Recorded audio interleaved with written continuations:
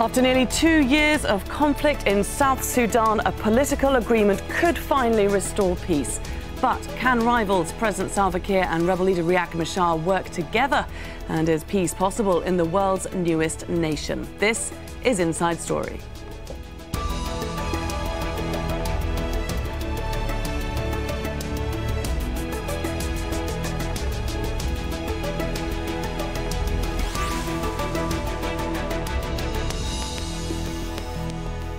Hello and a warm welcome to the programme. I'm Laura Kyle. South Sudan's President Salva Kiir has signed a peace deal that it's hoped will end 20 months of war. The conflict has killed tens of thousands of people and brought the country to the brink of famine and economic collapse.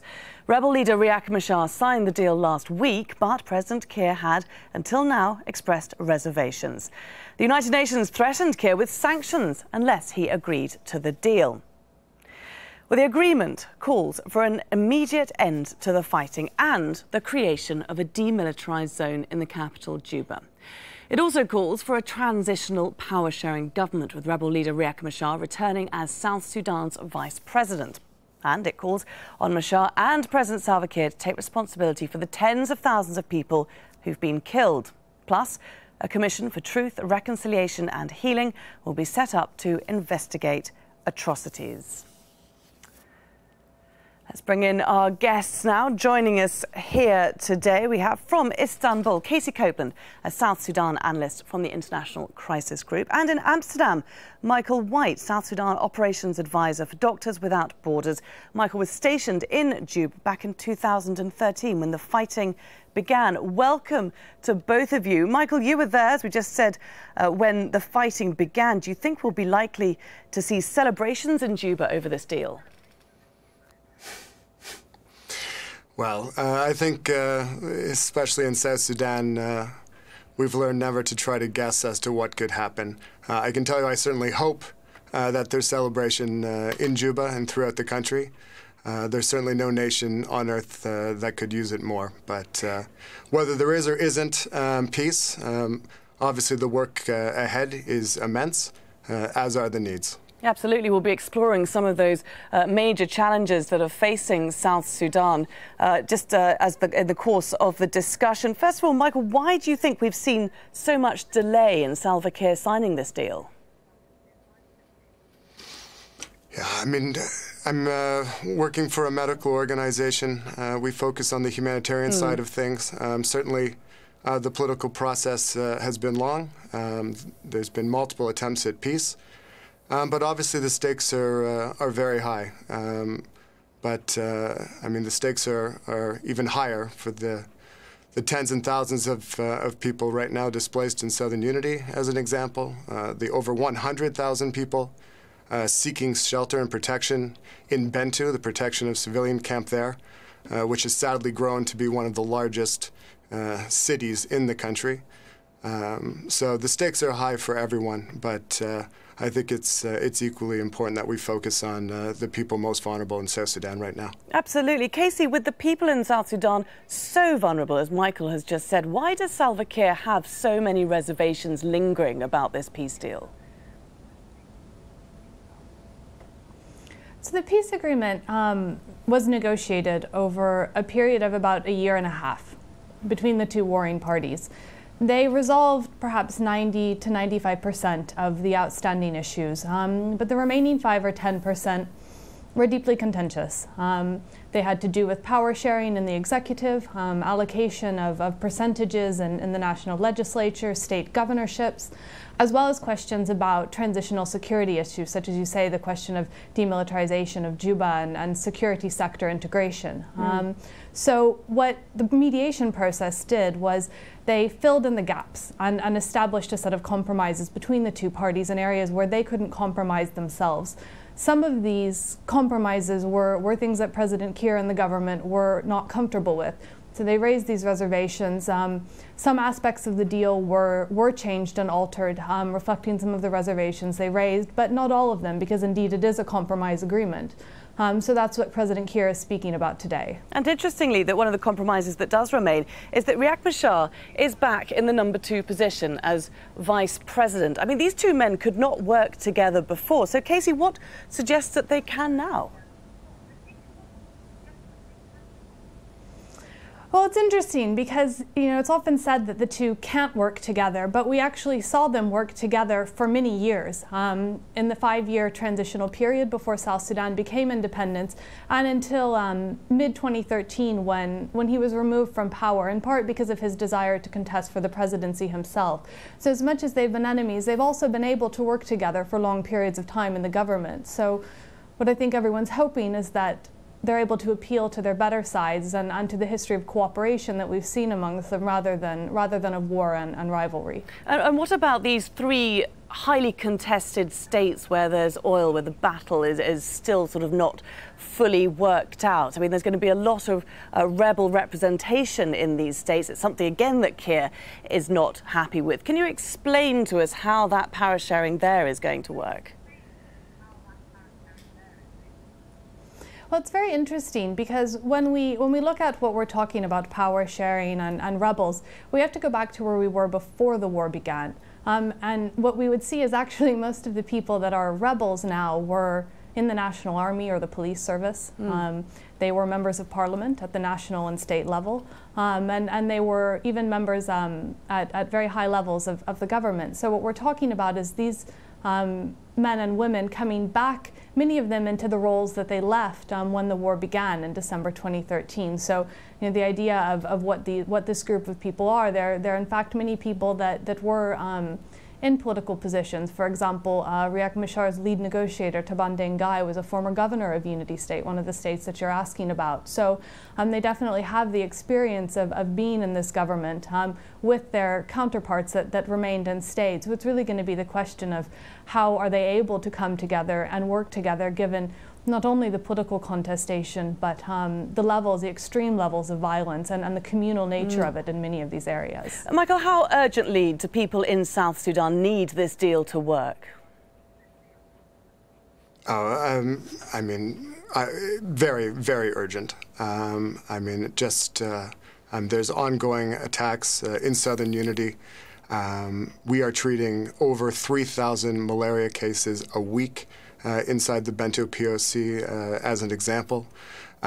We were unable to bring big international teams. I mean, to put it into context, in 2013, in Nasir County in Upper Nile State, MSF was running one of the few secondary level hospitals in Nasir County.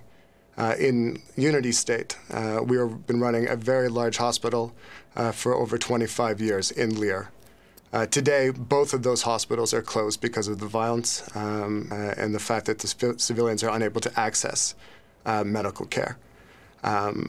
We've now gone through almost 2 years in these 3 conflict states where people have been unable to plant and cultivate food. So it's absolutely essential that we can start with peace and move forward. And I think, as Casey rightly noted, one of the things that we can touch on, and I think we're looking for places to find hope, predating the comprehensive peace agreement, that Salva Kiir and Riek Machar were rivals. And from 2005, really up to the middle of 2013, they were able to work together.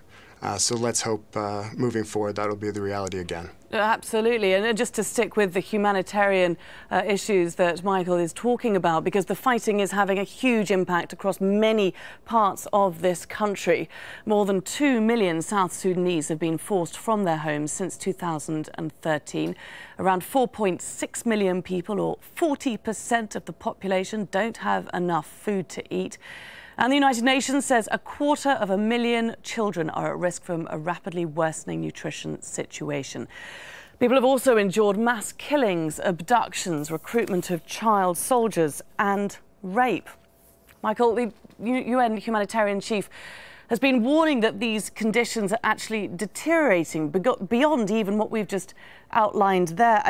it seems hard to imagine things being that bad. Can you explain to us what exactly is happening then? Yeah, I mean, I think that's, I mean, that you've put it very nicely. But I mean, the reality is, if we go back to Southern Unity, in and around Lear County, you know, this is a place where historically we would have 20 international staff, 250, 300 local staff working at our hospitals.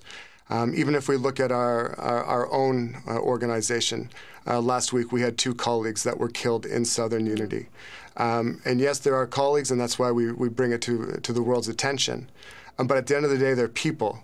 And these are civilians fleeing violence, hiding in bushes, hiding in the swamps, and still it's not resulting in their safety. We have situations with pregnant women who have been shot, 3-year-old child shot. I mean, it is absolutely tragic what is happening in Unity State right now, and especially in a country that, you know, has endured close to 5 decades of war. I think some of the things that we're seeing right now are unprecedented in their horror. So it's really very, very concerning. And I mean, it's really hard, isn't it, to imagine such atrocities happening. Yeah. It's horrible to sit here and to think about it. And one has to wonder how hatred runs so deep within a country. Yeah. No, and I think one of the things, I mean, you know, you touched on these statistics, and I mean, obviously they're immense, but I mean, I think we just want to bring it back to people, that these aren't numbers. These are people who had families, who had lives, and now they've become statistics over the last 20 months. And especially, you know, for those of us that have worked and lived in South Sudan, I mean, these are our colleagues and our friends that are also at risk. So it's you know, it's obviously, yeah, I mean, it's bleak. So the fact to bring it back, yep, go ahead. Yeah, sorry, where does the hatred come from? That's what I'm struggling to comprehend here. Yeah, I mean, these are age-old questions, aren't they? I mean, in 2013. We were also seeing huge levels of violence in Jonglei State. You know, this predates the war. So South Sudan has always been, or at least in recent history, a very violent context. During the peace process, obviously there was a lot of aspects that were not reconciled, and that still pop up today. If we look in 2012, the Blue Nile refugee crisis of people fleeing war in the Blue Nile State into Maban County. So it's an extremely complicated country, even for those of us that have worked there for years. It still becomes very difficult to understand how anyone or any group of people can do what's happening. But the reality is, it is, and I think it's quite amazing that we have our teams, both international and national, on the ground that try to at least be there in solidarity with the people. Now, Casey, what's your take on it? Why do these divisions run so deep in a nation that just a few years ago was joyfully celebrating its independence from North Sudan, or from Sudan proper? Well, I think it goes back to what we saw in South Sudan's, or what we would call Sudan's second civil war, which was the war that eventually led to South Sudan's independence. The war between North and South was only one piece of a much larger conflict, which pitted different southern groups against each other for nearly 20 years.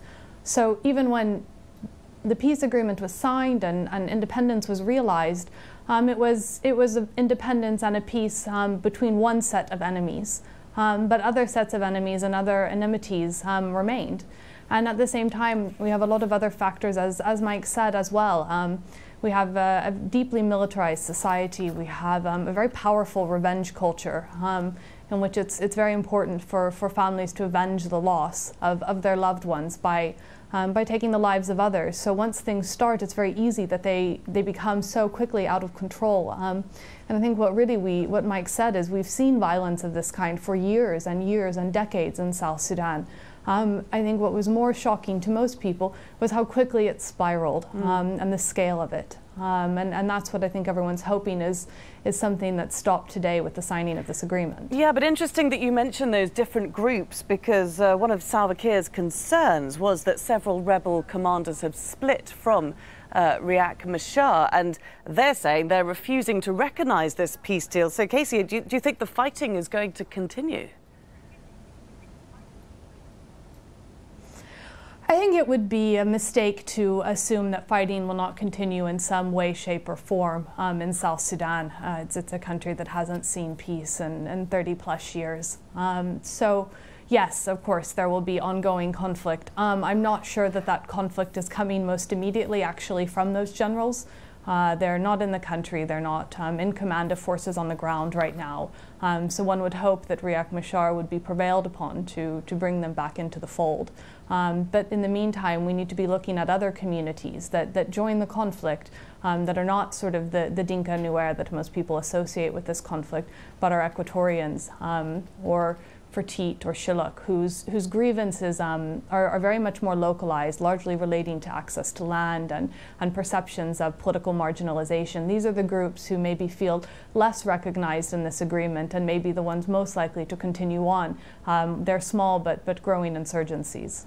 And we've got Human Rights Watch saying that war crimes have been committed on both sides. I mean, despite the groups that aren't going to be involved in the fighting, there are, of course, the two main ethnic groups who have been bitterly divided. How important is reconciliation going to be, and indeed perpetrators of these crimes being brought to justice?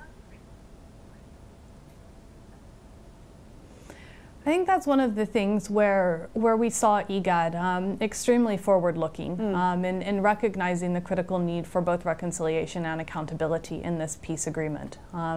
So it's multi-layered, it's complex. There is an African-led hybrid tribunal that's set up to address some of these war crimes, but equally important is reconciliation, and a lot of focus goes to what we would traditionally think as reconciliation, which would be between community. And equally important, we need genuine reconciliation between the political leaders, the military leaders, and some of the others who hold so much influence over people in South Sudan, and who, if they don't reconcile, this will be the breeding ground for a new round of conflict. Michael, how effective do you see this regional body, EGAD, as being throughout this process? Well, I mean, we're 20 months into this conflict, and I mean, we picked these dates. You know, we had independence in 2011, then the war starts December 13. But I mean, let's see. I mean, at this point, as I sort of said at the beginning, I mean, trying to predict what happens in the future, or even looking back at what's happened. I mean, at the end of the day, I mean, South Sudan, I mean, is it such desperate needs that to say that it's been effective, it certainly doesn't seem that way to our teams on the ground, that's for sure. So let's hope that today is the next step, but it will just be another day. At the end of the day, we're going to wake up tomorrow. The needs are going to be immense, and I think it's really important to highlight what Kate said as well, that if we look at 2013 and we look at this at a local level, when we were working on the Jonglei situation, I mean, we had a hospital in the Nuer side of northern Jonglei. We also had a hospital on the Merle side. I mean, this was an extremely violent conflict, intercommunal, that was going on for years. But we saw that local leaders have spoken and met and negotiated. And I'm not going to go so far as to say that they've reconciled, but we see over the last 20 years that the fighting between those two groups has really been at a minimum. So it is possible at a local level for these leaders, these elders, these chiefs, or the youth leaders to talk and to move forward peacefully. So let's hope that that with Salva Kiir and Riek Machar, it starts at the federal level. But I think unless there's buy-in at the local level, really this is we could just continue to see a cycle. Yeah, can those local level experiences, I'm interested to hear about them, can they be drawn upon and used as an example at the national level? Because of course there's going to have to be an awful lot of work done in unifying South Sudan's national army.